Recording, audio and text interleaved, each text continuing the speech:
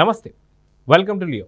మనతో ఉన్నారు senior journalist Kanakadurga Vadlamani గారు. మేడం నమస్తే. నమస్తే అండి. జగన్ కొత్త వ్యూహానికి తెరలేపుతున్నాడా అంటే అవుననే సమాధానాలు వస్తున్నాయి. ఎందుకంటే జగన్కి కొంత ప్రో ఛానల్స్ ఏవైతే ఉన్నాయో సోషల్ మీడియాలో, ఆ ఛానల్స్ అన్నీ కూడా గత కొద్ది రోజులుగా ఒక వార్తనైతే ప్రచురిస్తూ వస్తున్నారు.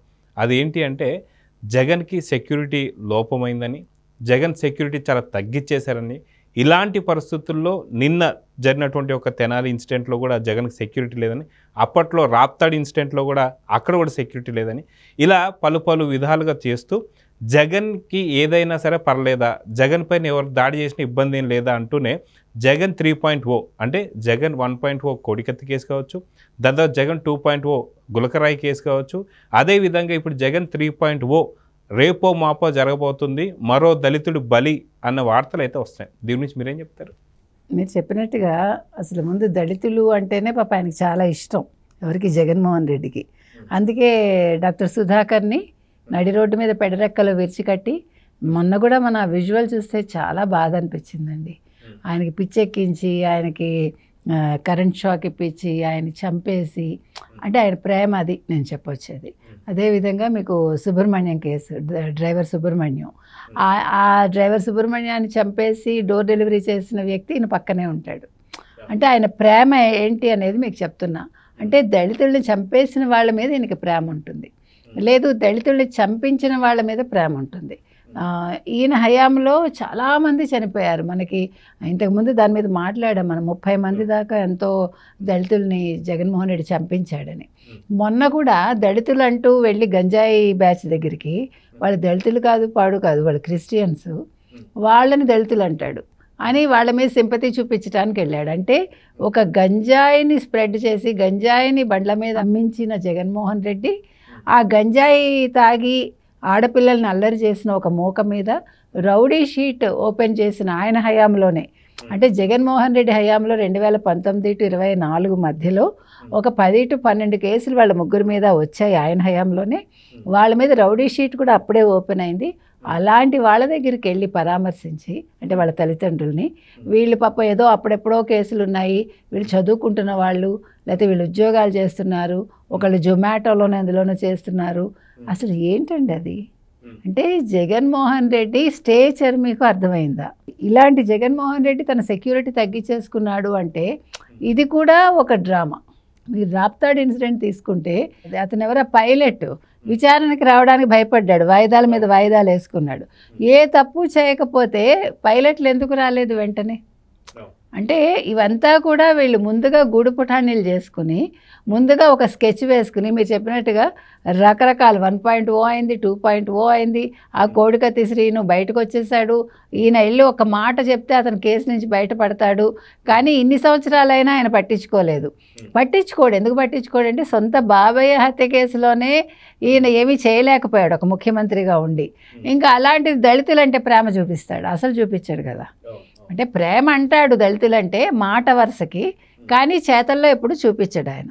కాబట్టి ఇవాళ మీరు అన్నట్టు రాప్తాడ్ ఇన్సిడెంట్ తర్వాత మొన్న ఈ అదేంటది తెనాలి ఇన్సిడెంట్ తీసుకుంటే, అక్కడ కూడా సెక్యూరిటీ లేదు అని తన సొంత ఛానల్స్లో ఆయన పదే చెప్పించుకుంటున్నాడు. అంటే దీని వెనకాల కూడా జగన్మోహన్ రెడ్డి ఒక కుట్ర అన్నమాట. ఈ కుట్ర ఏంటంటే, ఇప్పుడు మీకు 3.0 అన్నారు మీరు, ఈ 3.0 ఏముంటుంది? ఒక కోడికత్తి శ్రీను, ఒక గులకరాయి సతీష్, మరి ఇంకా నెక్స్ట్ ఏంటి? ఇప్పుడు ఈసారి గొడ్డలికి సంబంధించి ఎవడైనా వస్తాడా? అంటే ఆయనకి గొడ్డలి చాలా ఇష్టం కాబట్టి ఈసారి కదిరి కాకుండా పులివెందుల్లో గొడ్డలు తయారు చేయిస్తారా? అంటే కదిరి అయిపోయింది కాబట్టి నెక్స్ట్ పులివెందుల. సో ఏంటి అసలు ఈయన ఏం స్కెచ్ వేస్తున్నాడు? అక్కడ కూడా మీకు జగన్మోహన్ రెడ్డికి ఇంచు కూడా దెబ్బ తగలదు. అంటే మీకు ఇట్లా ఒక గీత కూడా రాదు ఆయన ఒంటి మీద. కానీ అదేదో పెద్ద ఇష్యూ అయిపోయిందని వాళ్ళు దాన్ని బ్యాన్ ఐటమ్ చేసుకుని 24 గంటలు వాళ్ళ ఛానల్లో చూపించుకోవటానికి ఇప్పటి నుంచి స్కెచ్ వేసుకుని ఒక కథ రెడీ చేసి పెట్టుకున్నారా? ఇది ప్రజల్లో వస్తున్న సందేహం. ఎందుకంటే ఇప్పుడు వైసీపీ పని అయిపోయింది. మీరు చెప్పినట్టుగా అసలు వీళ్ళు ఏం చేస్తున్నారు, ఎందుకున్నారు ఈ పార్టీ, అసలు నియోజకవర్గాల్లోకి వెళ్ళలేక వీళ్ళందరూ నాటకాలు ఆడుతూ, ఈయన తెల్లారు లేస్తే పారిపోతాడు యలహంకకి, నిన్న కూడా పారిపోయాడు ఆయన. సో ఈయన ఏంటి, ఈయన నెక్స్ట్ అంటే ఇట్లాంటి డ్రామాలు ఆడి ఇదేదో కూటమి విఫలమైపోయింది ఈ ఏడాదికే అని చెప్పి ఈయన నెక్స్ట్ ఏం చేయబోతున్నాడు, అది ప్రజలు సానుభూతి చూపిస్తారా ఇలాంటి వాటికి? నిజంగా నీకు సెక్యూరిటీ కావాలనుకుంటే నువ్వు ఒక చోటకి వెళ్ళేటప్పుడు ముందుగా మీరు ఇన్ఫామ్ చెయ్యాలి పోలీస్ స్టేషన్కి. ఒక మాజీ ముఖ్యమంత్రి కాబట్టి ఖచ్చితంగా ఒక సెక్యూరిటీ పాలసీ ఉంటుంది కదా, ఆ పాలసీ ప్రకారం ఇగో రేపు అయింది ఇక్కడ ఉంది, మీరు మాకు సెక్యూరిటీ కల్పించాలి, ముందుగా ఇవ్వాలి. మీరు ఏది చేయకుండా నేను సడన్గా వెళ్ళిపోతాను మీరు నాకు గాల్లోంచి ఇచ్చేయాలంటే కుదరవు కదా. ఇప్పుడు మీరు ఉన్న వాటినే తీసేశారు గతంలో 2019 నుంచి 24 వరకు. ఒక ప్రతిపక్ష నేత వస్తాడంటే ముందు రానివ్వకుండా అడ్డుకుని రాత్రి అరెస్టులు చేసేసి హౌస్ అరెస్టులు, లేదు అడుగడుగునా వాళ్ళకి ఆంక్షలు విధిస్తూ వాళ్ళని అన్ని రకాలుగా ఏడిపించారు. మీరు వాళ్ళకు ఉన్న సెక్యూరిటీని కూడా తీసేశారు. ఇక్కడ సెక్యూరిటీ ఇస్తామంటే మీరు వద్దంటున్నారు, ఇక్కడ రివర్స్ మీరు అన్నట్టుగా. కాబట్టి ఇదొక పెద్ద స్కెచ్ అండి. జగన్మోహన్ రెడ్డికి ఇప్పుడు ఏం చేయాలో తెలియట్లేదు. ఇప్పుడు రేపొద్దున మద్యం కుంభకోణంలో మీరు ఇవాళ చూసుకుంటే కనుకైతే నేను నిన్న చెప్పాను మీకు, ఈ మద్యం కుంభకోణంలో మొత్తం క్యాష్ అంతా కూడా హైదరాబాద్ నుంచి వెళ్ళింది అని. వెళ్ళినప్పుడు నేనేమన్నానంటే కేసీఆర్ ఇన్వాల్వ్మెంట్ ఏంటి ఇందులో? ఎందుకంటే మీకు చెక్ పోస్ట్ దగ్గర ఎవడు పట్టుకోకుండా ఇంత క్యాష్ ఎలా వెళ్తుంది? ఇప్పుడు మీరు నేను మనలాంటి వాళ్ళం ఒక 50,000 మనం పట్టుకెళ్ళలేం గట్టిగా మాట్లాడితే. అంటే చెక్ పోస్ట్ దగ్గర ఆపేస్తాడు, అది 100 క్వశ్చన్స్ వేస్తాడు. కానీ 8 కోట్ల డబ్బు మీకు ఇవాళ అంటే ఎలక్షన్స్ అప్పుడు ఎలక్షన్స్ టైంలో ఉత్తరాంధ్రకి వెళ్ళింది. ఒక సిట్టింగ్ ఎంపీకి, ఒక ఎంపీగా నిలిచిన ఒక కొత్త మనిషికి వెళ్ళింది. ఈ 8 కోట్లు కూడా ఎలా వెళ్ళిందంటే రాజ్ కసిరెడ్డి, అతని డ్రైవరు, అతని సహాయకుడు కలిసి ఈ ఎంపీకి సంబంధించిన ఒక అసిస్టెంటు, ఒక డ్రైవరు ప్లస్ ఒక శ్రీకాకుళానికి చెందిన ఒక ఏఎస్ఐ అనుకుంటా గిరి అనే అతను.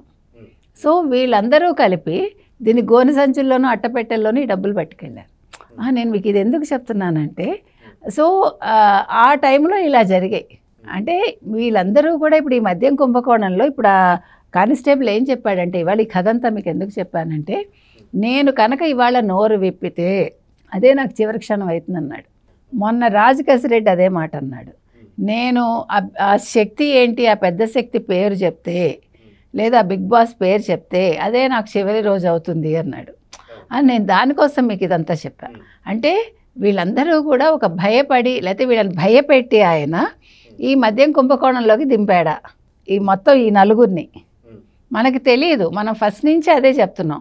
భయపెట్టో, కుటుంబాలను ఏదో చేస్తానో, పిల్లల్ని చంపుతానో, లేకపోతే పిల్లల్ని కిడ్నాప్ చేస్తామనో ఏదో ఒక రకంగా అంటే వాళ్ళనే ఆయన బెదిరించి ఈ రకంగా ఈ రంగంలోకి దింపాడు. అంటే ఇప్పుడు మనం 3.0 కూడా అలాగే చేస్తాడని చెప్తున్నాం. అంటే వీళ్ళందరినీ ఇంత బెదిరించిన వాడు 3.0 కోసం ఒక బకరాన్ని పట్టుకుంటాడు. అంటే అది కాక మనం చూసుకుంటే గతంలో వైసీపీ నేతలు ఎవరైతే నోటీసులు తీసుకొని అరెస్టులు కాబోతున్నారన్న టైంకే వాళ్ళకి గుండెపోటు రావడము, లేదంటే బాత్రూంలో జారి కాల్లో చేయి విరగొట్టుకోవడము, లేదంటే అనుకోకుండా హఠాత్తుగా అక్కడి నుంచి వేరే దేశాలు పారిపోవాలని చెప్పే ప్రయత్నాలు మనం చూస్తూ వస్తున్నాం. అటువంటిది జగన్ అరెస్ట్ కాబోతున్నాడు జూన్ 11వ తారీఖున 11 గంటలకి 11 నిమిషాలకి కొన్ని వార్తలు అయితే వస్తున్నాయి. సో ఈ లోపలే ఏదైనా దాడి చేయించుకునే అవకాశం ఉంది. ఆ దాడిలో తను గాయపడ్డాను మనం చూసాం. కొడాలి నాని కూడా ఏదైతే 3 స్టంట్లు వేయించుకున్నానని చెప్పి ముంబైకి వెళ్ళానని చెప్పి, ముంబై నుంచి హైదరాబాద్ అని చెప్పి చాలా వరకు కథలు వింటున్నాం. సో కొడాలి నాని బాటలోనే జగన్ ఏదైనా ఒక ప్రణాళిక మళ్ళీ వేయబోతున్నాడు. జగన్ 3.0 అంటే ఏమంటారు? ఒక మంచి ప్రణాళిక రచిస్తున్నాడండి ఆయన. మీరు అన్నట్టు అంటే 12వ తారీఖు ఎందుకు 11వ తారీఖు అయితే ఆయన యాప్ట్గా ఉంటుందని, అదే యాప్ట్గా ఉంటుందని జూన్ 11 గంటలకి లేకపోతే 11 గంటల 11 నిమిషాలకి అట్లా అన్ని చూసుకునే ముహూర్తాలు ఆ రోజు అరెస్ట్ జరుగుతుంది అయ్యింది అని అందరికీ ఒక డౌట్ ఉంది ఇప్పుడు.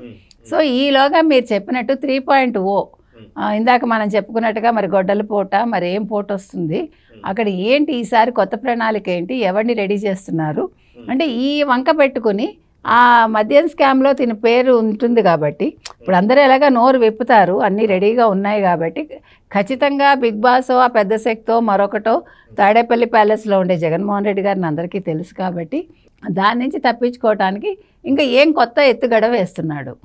ఇప్పుడు ఏ దళితుడు బలవ్వబోతున్నాడు, ఇది ఇవాళ ఉన్న చర్చ అండి. దీని మీద మరి మనం త్వరలోనే మళ్ళీ మాట్లాడుకుంటామని నేను అనుకుంటున్నాను. సో చూద్దామండి. ఖచ్చితంగా మీరు అన్నట్టుగా ఏదైతే జగన్ 3.0 మనం గతంలో చూసామో, ఏదైతే జగన్ 1.0 వచ్చేసి కోడికత్తి, అదేవిధంగా జగన్ 2.0 వచ్చి గులకరాయి, అదేవిధంగా జగన్ 3.0 ఏంటి, జూన్ 11వ తారీఖు లోపున ఎలాంటి వ్యూహాలు రచిస్తున్నారనేది చూద్దాం. మరి నమస్తే. Please subscribe to Leo News for more videos.